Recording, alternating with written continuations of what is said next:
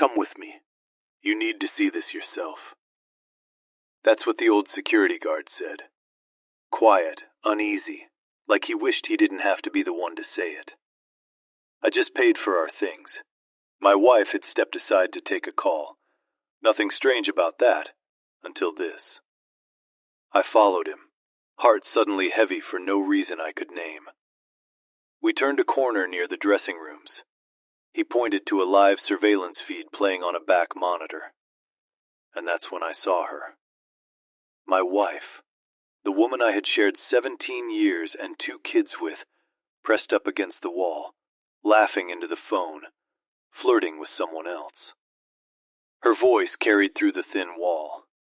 I told him I was on the phone with the school. He's so easy.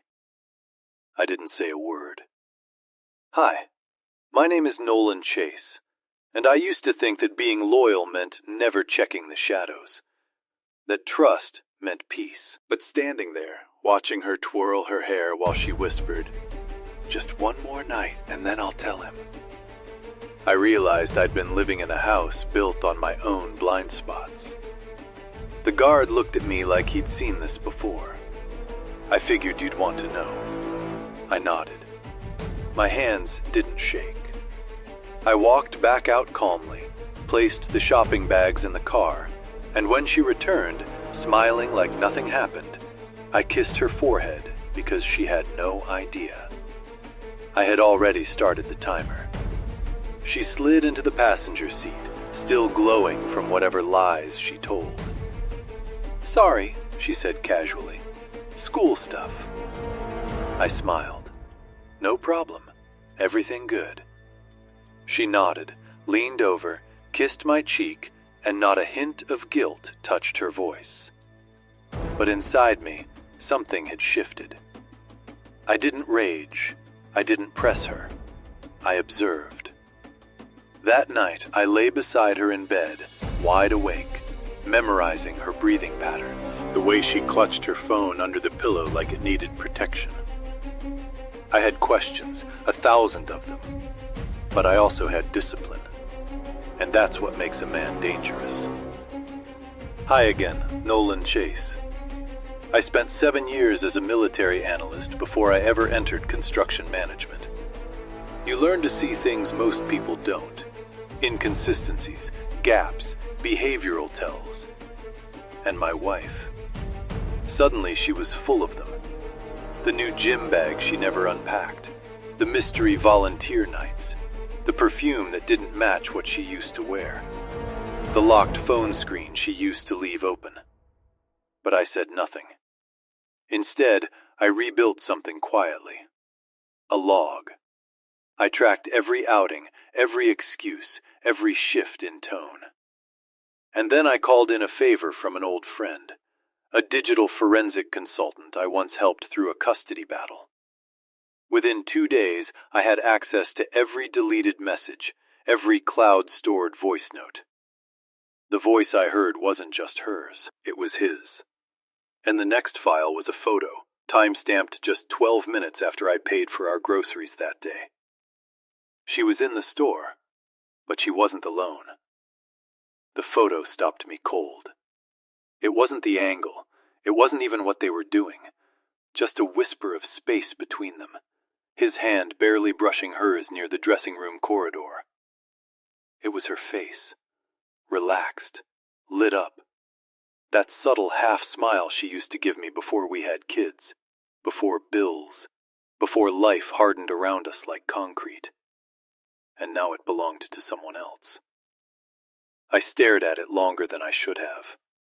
I, Nolan Chase again, a man learning in real time what betrayal actually feels like. Not the movie version. No explosions, no shouting. Just this cold, quiet nausea that starts behind your ribs and never quite leaves. I didn't confront her. I upgraded my plan. First, I hired a family law attorney. Discreet, effective, and trained in pre-litigation investigation. We opened a folder, built a timeline. Next, I met with our financial advisor and asked one simple question. If a marital asset is being moved in secret, How early can we trace it? His reply depends how clever she thinks she is. Turns out, not very. She had been siphoning off small amounts from our joint account, transferring to a private debit card under the name of a fake LLC. The name of the LLC matched his initials. I didn't flinch. I signed the documents, froze the joint accounts, transferred the house deed, legally protected through a clause we'd signed years ago when my father co-signed the loan. She couldn't sell it, couldn't leverage it. She didn't know yet. But I had already erased the safety net she thought she'd stolen, and in 3 days she'd walk into the meeting that would change everything. Because I invited them both. I reserved a quiet conference room at a downtown co-working space. Clean, professional, forgettable. 2 chairs across from mine. 1 legal pad, 1 envelope. She thought we were meeting a potential investor for my business. He thought he was showing up to discuss expansion plans. Neither knew the meeting was with me.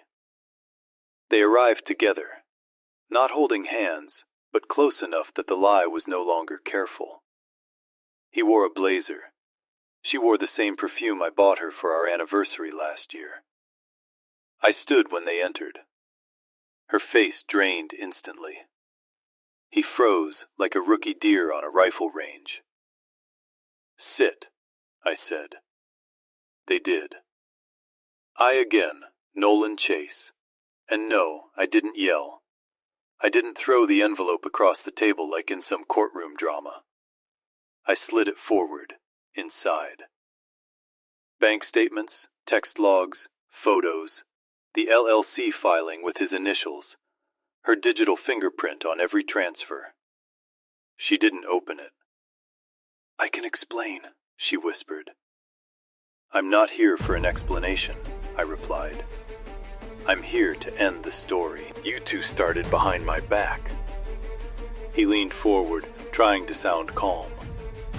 "You have no right to ambush us." I laughed, not loud, just once. "You ambushed a marriage. I'm just returning the favor. Legally." Then I stood. "I've already filed for separation. The house is frozen. The bank account is under investigation for fraud. And you," I looked at him, "should probably call a lawyer before the IRS does." She was shaking now, not from fear, from finally realizing I wasn't bluffing. But what neither of them knew was that someone else had been watching this play out quietly, and she had just booked a flight. The someone else was my sister, Rachel. Divorce attorney, single mom. 0 tolerance for betrayal, especially when it involved me. She booked a flight the minute I sent her the files. No questions, no lectures, just one message. "Don't let her spin the narrative. I'll be there Thursday." And she was. "Hi, Nolan. Chase again." Watching my world burn slowly and learning how to stand in the smoke without blinking. By the time Rachel arrived, the first wave had already hit. My wife tried to regain control, texting mutual friends, feeding them some vague story about emotional distance and misunderstandings. Not cheating, not fraud, just unhappiness. But I'd already sent the truth ahead of her. Facts, documents, proof. One friend called and said, "Nolan, if this is true, she just nuked her own life." I didn't reply. I didn't need to. Rachel and I met with my attorney Friday morning. She brought new paperwork, ones that accelerated the process, emergency orders, asset protection clauses, custody arrangements preemptively outlined in case she tried to involve the kids. Then she looked at me across the table and asked, "Are you doing this for payback or peace?" It hit me. This wasn't just about catching them. It was about becoming someone else on the other side of it. I said, "Peace." She nodded. "Then let's finish this clean." That evening, my wife showed up at the house, the one she no longer had access to, and found the locks changed, the security code reset, and a formal letter taped to the door. She stood on the porch for 10 minutes, didn't knock, just cried into her hands. But the cameras caught everything, and the footage would matter more than she ever expected. Because on Monday morning, her employer would receive it. Her employer was a private healthcare group, and their ethics clause crystal clear. Any employee involved in financial misconduct, patient trust violations, or reputational harm may be subject to investigation and suspension. She didn't just cheat. She used the company's travel card to pay for 2 of their weekend trips booked under a training conference that never existed. And I had the receipts. I again, Nolan Chase. And if you're wondering whether this was revenge, you're not paying attention. This was accountability. Nothing more, nothing less. When she was called into HR, she tried to spin it. Said I was retaliating. Said it was marital drama spilling into her professional life. But policy doesn't care about feelings. It cares about evidence. She was placed on immediate leave, investigation pending. Her voice message to me that night was 6 minutes long. Started with blame, then begging, then silence, and then finally rage. You don't get to destroy me just because you're hurt. I didn't respond. I was sitting with my kids watching a movie, something we hadn't done in months without her mood swinging the room sideways. They laughed, ate popcorn. Sit. Steady. And that's when I knew this was the life I'd protect, not the one I lost. The next day I met with my lawyer and Rachel one last time. Everything was in motion. Division of assets, custody, petitions, protection orders. But then Rachel pulled out one last file. She slid it across the table. You ready to see what he's been hiding? She asked. I blinked. I thought we got everything. She shook her head. Not this. What I saw in those pages changed everything. Because it turns out he didn't just betray me. He betrayed the wrong family entirely. The file Rachel gave me, it contained records from 3 states, public databases, court filings, and something that sent a chill down my spine. A restraining order filed 4 years ago by another woman under her maiden name against him. Same man, different city, same patterns. It accused him of coercion, financial manipulation, and emotional abuse. The case never made headlines, settled out of court, buried.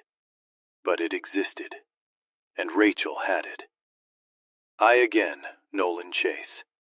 And in that moment, I stopped being the man who just wanted peace, because now it wasn't just about me. This man had a history. I made one call to her employer's HR department. I didn't tell them everything, just the public link, the court record. And then I sat back and watched the last thread unravel. Her suspension turned permanent within 48 hours, not just for the false charges, but because she brought a predator into a protected space.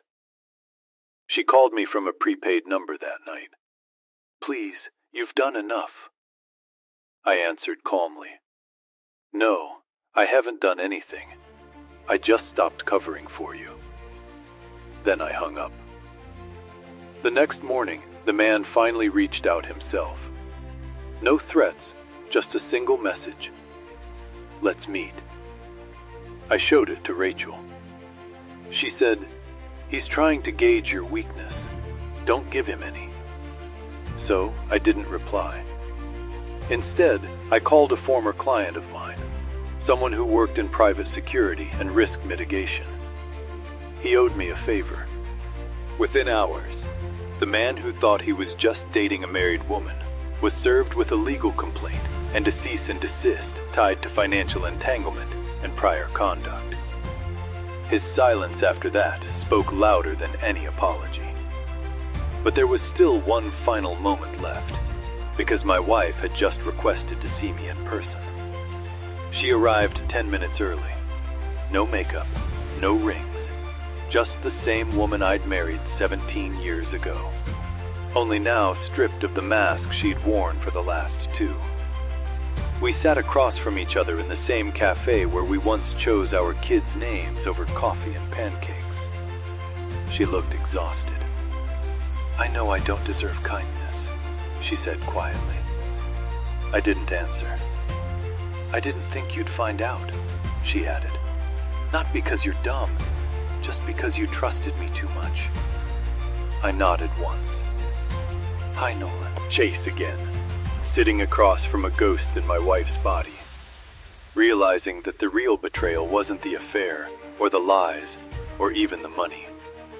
It was how easily she gambled us for someone who wouldn't even defend her once things unraveled.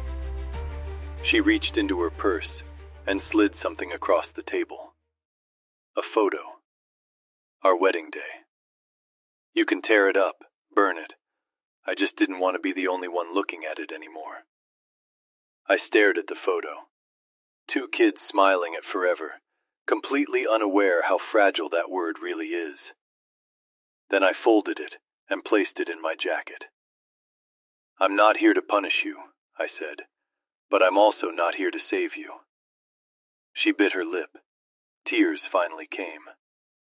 "Will you ever forgive me?" I stood up. I already did. That's how I let go. She didn't follow me out. She just sat there crying over the version of her life she never thought she'd lose. I got into my car, turned on the engine, and drove home to my kids. Home to truth, not revenge, just clarity.